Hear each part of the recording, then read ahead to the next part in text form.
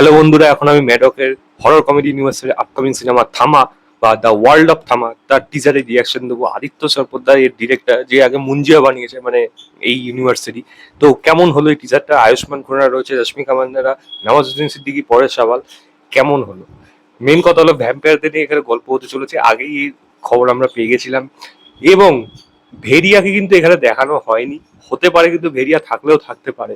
কারণ দেখুন, ভ্যাম্পায়ারের সাথে কিন্তু এই উলফ যাদের কিন্তু একটা টাসেল কিন্তু বরাবরই থেকেছে, আমরা টয়লেটে বরাবরই সেটা দেখে এসেছি। এবং এই জিনিসটা মানে শোনা যায় যে তারা একে অপরের কাছে মানে একসাথে তো কখনোই হতে পারে না, সবসময় একে অপরের এগেনস্টে থাকে। তবে এই গল্পটার মধ্যে যেটা দেখা যাচ্ছে যে আয়ুষ্মান খুরানা খুব সম্ভবত সে প্রথম থেকে ভ্যাম্পায়ার এই ওয়ার্ল্ডের মধ্যে সে হয়তো বিলং করে না, কোনো না কোনো ভাবে এর মধ্যে এসে যাবে। এবং রশ্মিকার সাথে তার একটা সম্পর্ক কিন্তু এখানে এসে দাঁড়াবে। রশ্মিকা কিন্তু সেই ওয়ার্ল্ড থেকেই কেউ বিলং করে, মানে এই জগৎ থেকে, বা বলা যায় এই তাদের কমিউনিটির যেটা রয়েছে সেখান থেকে বিলং করে, এবং তার মধ্যে কিন্তু সুপার ন্যাচারাল পাওয়ার রয়েছে।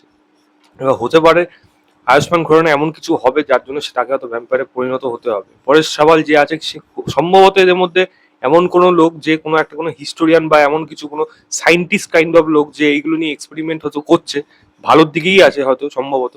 আর নওয়াজকে পরিষ্কার এখানে দেখা যাচ্ছে যে সে হলো এই সিনেমার অ্যান্টাগনিস্ট, সেটা আগেই জানা ছিল। এবং সে একটা কাইন্ড অফ একটা কমিক ভিলেন টাইপের, যেরকম হয় সেরকম, যে এদের দুজনের প্রেম 75 বছর ধরে কোনোদিন কাউকে দেখেনি, কিন্তু এদেরকে দেখছে, তাই সে দেখতে চাইছে। এরকম কাইন্ড অফ একটা হিউমারাস ব্যাপার কিন্তু থাকবে, সেটা বরাবরই থেকে থাকে মেডকের সিনেমার মধ্যে। এবার কথা হলো টিজার কাট কিরকম হলো। এক কথায় ব্যাপক। কারণ একটা মানুষকে যদি ইমপ্রেস করতে হয়, আপনি গল্পের আইডিয়া দিচ্ছেন না বেশি কিছু, জাস্ট ওয়ার্ল্ডের ব্যাপারে একটু এই মানুষগুলোকে চিনিয়ে দিলেন যে কিরকম হতে পারে, বা এই মানুষগুলো কোথা থেকে বিলং করে। এবার আপনি ট্রেলারের জন্য অপেক্ষা রাখলেন যে ট্রেলারে গিয়ে আমি এই বাকি জিনিসগুলো দেখাবো, যে এদের আসল অরিজিন কি বা গল্পের আইডিয়া কোথা থেকে কি রয়েছে। তাই টিজার কাট কিন্তু বেশ ভালো হয়েছে, এবং বিশেষ করে ব্যাকগ্রাউন্ড মিউজিকটা ব্যাপক হয়েছে, মানে সেই ভাইবসটা দিয়ে আসতে পারে।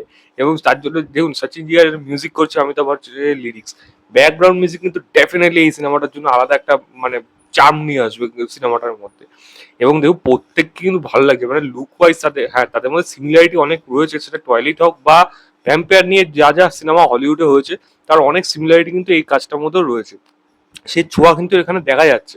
ইভেন নওয়াজের ক্যারেক্টারটাকেও যে লুকসটা দেওয়া হচ্ছে, সেটা কিন্তু একটা ইন্সপিরেশন থেকেই দেওয়া হচ্ছে, তার জন্য কিন্তু সেটাকে দেখতে খারাপ লাগছে তা না, দেখতে কিন্তু ভালো লাগছে।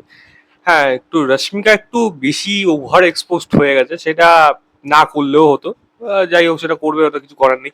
সেটা যদি বাদ দিই, আদারওয়াইজ এর টিজারের মধ্যে যা যা জিনিস রয়েছে, প্রত্যেকটা জিনিস কিন্তু অডিয়েন্স হিসাবে, একজন মুভি ওয়াচার হিসাবে আমাকে কিন্তু পুরোপুরি ইমপ্রেস করে দিয়েছে। তো দিওয়ালি এই বছর পুরোপুরি থামা হতে চলেছে, এবং থামার জগতে আমরা সবাই চলে যেতে চলেছি। এবং এই ভ্যাম্পায়ারের লড়াই কিরকম হয়, লড়াইটা যাদের যাদের সাথে হবে, সেখানে কে কে আসে, স্ত্রী ক্যামিও করে নাকি, সেটাও একটা দেখার বিষয়। ভেরিয়ার যেমন একটা চান্স আছে করার, দেখা যাক সেটা হয় নাকি। তবে আমার মনে হয় এই সিনেমাটা কিন্তু ব্যাপক হতে চলেছে। লুক অ্যান্ড ফিল কিন্তু ব্যাপক, মানে পয়সা খরচা করছে আগের তুলনায় আরো বেশি বেটার, প্রিমিয়াম কোয়ালিটি কিন্তু কাজগুলোর মধ্যে বোঝা যাচ্ছে। সিজির কাজ এখনো কিছু কিছু জায়গায় উইক রয়েছে, ঠিক আছে, বাট আমি যদি ওভারঅল বলি, তবে কিন্তু সেই সিজি ওয়ার্কগুলো কিন্তু এই ধরনের সিনেমাতে খুব একটা যে লোককে খারাপ করে দেবে তা না। সিজি কাজ আগেও খারাপ রয়েছে, আগে ম্যাডকের কাজে অনেক কম বাজেটে তারা সিনেমাগুলো বানায়, তো সেখান থেকে তারা যেইটা মানে আউটপুটটা নিয়ে আসে সেটা কিন্তু দেখার মতো হয়। তো সেই দিক থেকে সিজির কাজের জন্য কিন্তু গল্প কখনোই বসে থাকে না, গল্পের আইডিয়ার জন্য কিন্তু ম্যাডকের সিনেমা বরাবরই কিন্তু এই ভালো, মানে একটার পর একটা হিট হতে থাকে। দেখা যাক সেটা কিরকম হয়। আমার তো বেশ ভালো লাগলো। আমি লিঙ্কটা দিয়ে রাখছি, আপনারা গিয়ে দেখুন। গতকালই আপডেট ছিল, 11টা 11তে আসছে। এবং জাস্ট এক কথায় বলতে গেলে থামা পুরো খেয়ে নিল, থামার থাবা বসালো পুরো রীতিমতো। আর এটা একটা মেরকের প্রথম লাভ স্টোরি, যেটা এরা একে অপরকে বলছে যে 100 বছর তুমি আমার জন্য অপেক্ষা করতে পারো, ও বলছে আমি এক মুহূর্ত পারি না। তো বোঝা যাচ্ছে এটা একটা ব্লাডি লাভ স্টোরি হতে চলেছে মেরকের তরফ থেকে এই ইউনিভার্সের মধ্যে। তো এই ছিল আমার overall reaction the world of থামার টিজারে। ভিডিওটা ভালো লাগলে লাইক শেয়ার, চ্যানেলটাকে অবশ্যই সাবস্ক্রাইব করবে। বাই।